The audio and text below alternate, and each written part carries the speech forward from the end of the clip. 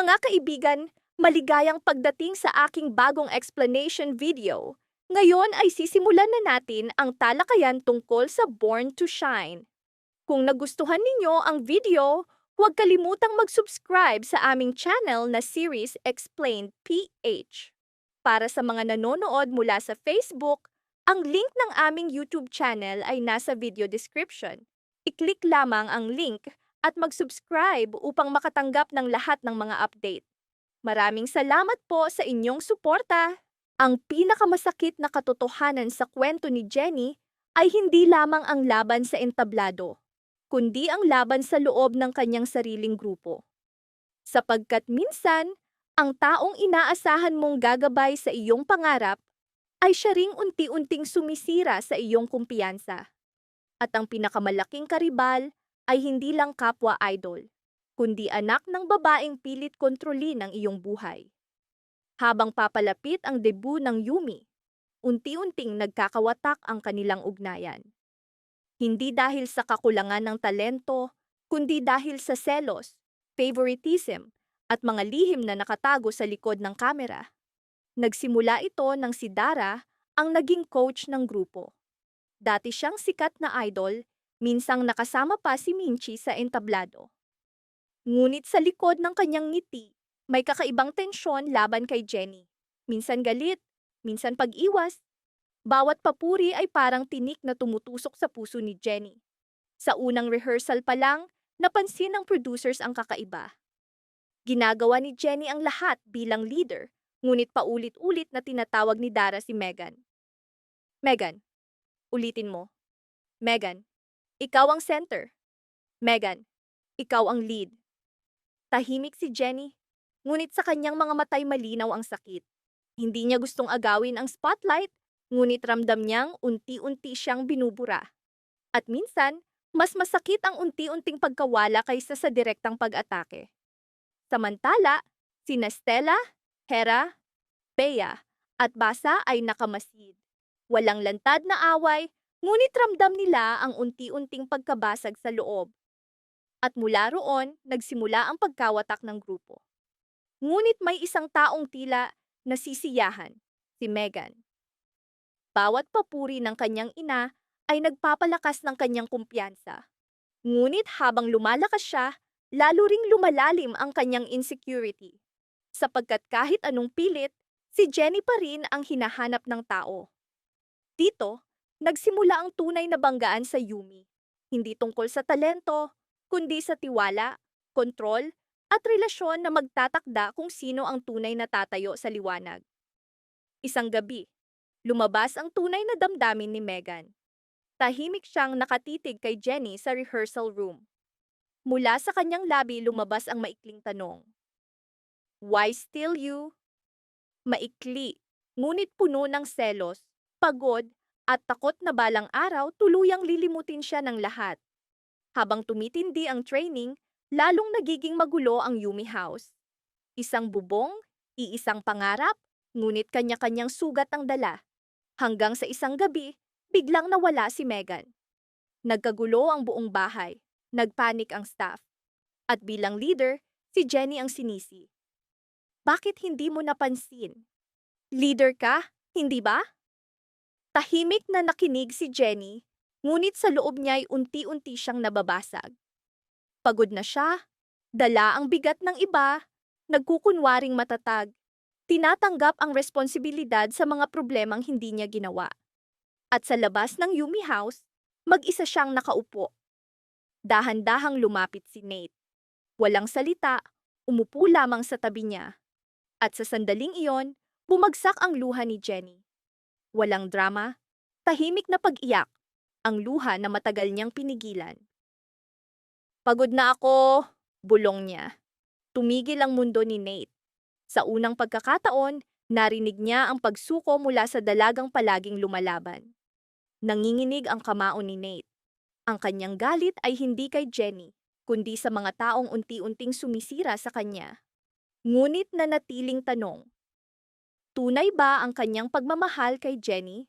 O darating ang araw na kahit siya ay hindi na kayang protektahan, Ang dalagang patuloy na lumalaban sa mundong puno ng inggit at pagtataksil.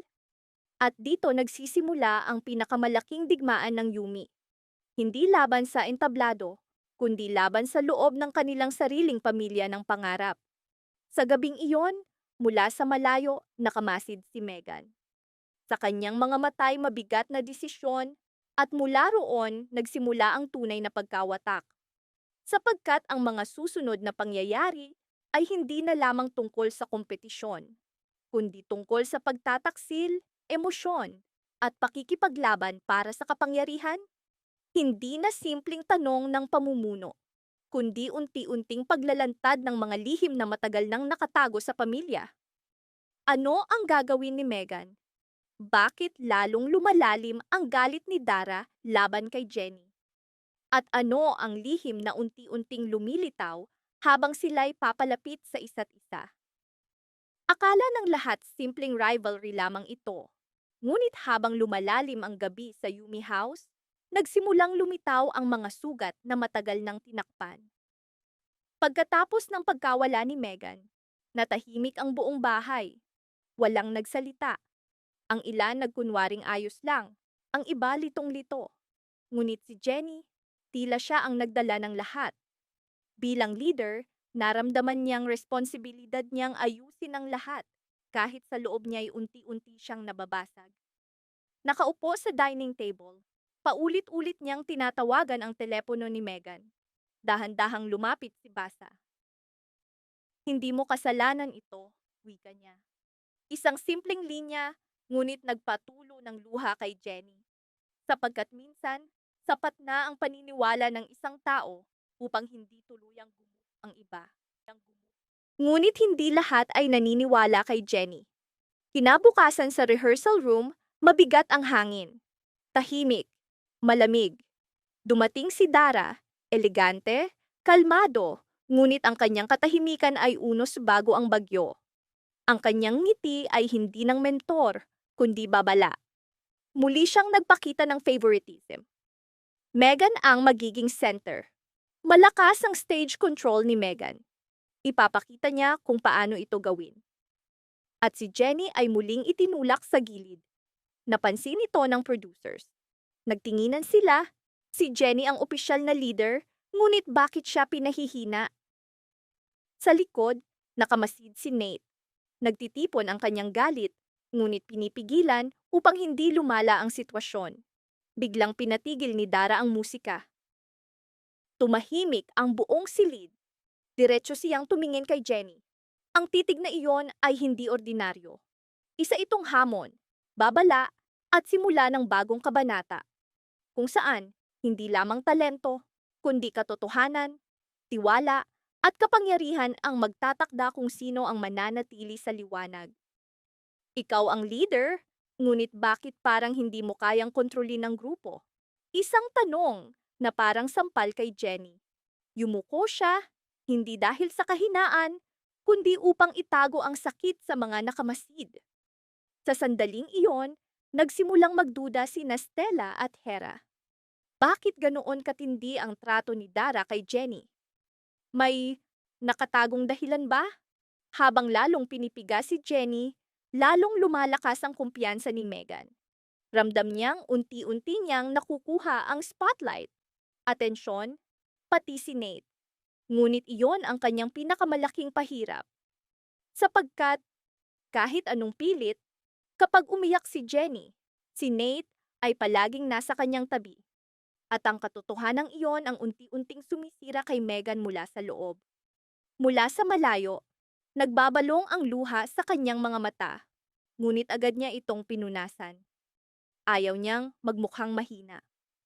Mula pagkabata, itinuro sa kanya na palaging dapat manalo, palaging perpekto, palaging sapat. Ngunit paano kung sa buong buhay niya, pakiramdam niya'y siya lamang ang pangalawang pagpipilian? Mula roon isinilang ang mas mapanganib na damdamin. Hindi lamang selos, kundi desperadong pagnanasa. Samantala, tahimik na lumalabas si Jenny mula sa training hall nang biglang hawakan ni Nate ang kanyang kamay. Hindi mahigpit, sapat lamang upang pigilan siya. Lumingon si Jenny at nakita ang malalim na lungkot sa kanyang mga mata. Hanggang kailan mo titiisin ito? Tahimik, walang sagot. Sapagkat alam ni Jenny, kapag nagsalita siya, maaaring magbago ang lahat.